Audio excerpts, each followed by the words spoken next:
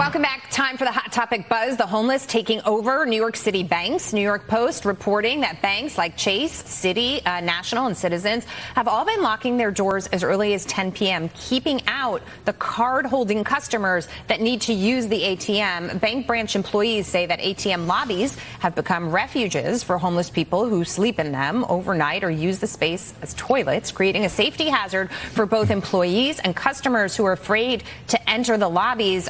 James, I see it all the time. People sleeping in the vestibules. It's intimidating if you're a bank customer. Now they're just saying we're going to lock the doors. We don't want to take on the risk of what could happen if the customer walks in there.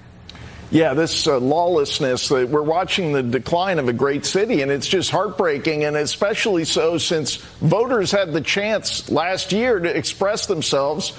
They could not have made it more clear. They elected the former cop as mayor of this city, and everyone in this city is waiting for him to start leading the turnaround.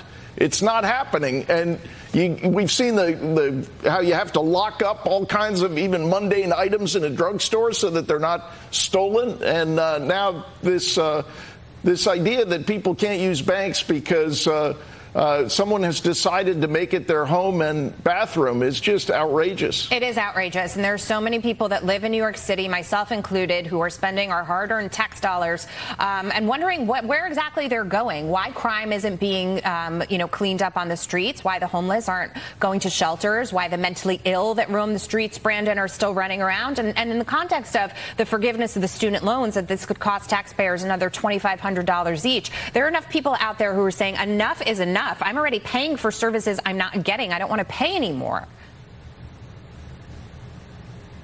Brandon? Oh, sorry. Yeah, absolutely. I mean, it's a humanitarian disaster. It's a huge burden on taxpayers because not only do you see higher costs associated with cleaning up these homeless problems, but you also see safety risks that necessitates more police force, more police going out there to handle this mess. And you've seen police officers being attacked trying to clear out these ATM lobbies. You've seen them have to step into Starbucks. We're starting to see more and more Starbucks closing down because they've been the center of so many homeless peoples. People use them as their bathrooms, as their living rooms, and so forth. And so the problem is just getting worse and worse, and we're not seeing real solutions put forward by mayors and other leaders, unfortunately. If you've used a Starbucks restroom in New York City lately, I can certainly tell you that it's disgusting what's going on around the city, and people are starting to really get fed up. The whole point was to try to get people back. We'll see if they come back after Labor Day, but it's a tough in this environment to make that sell.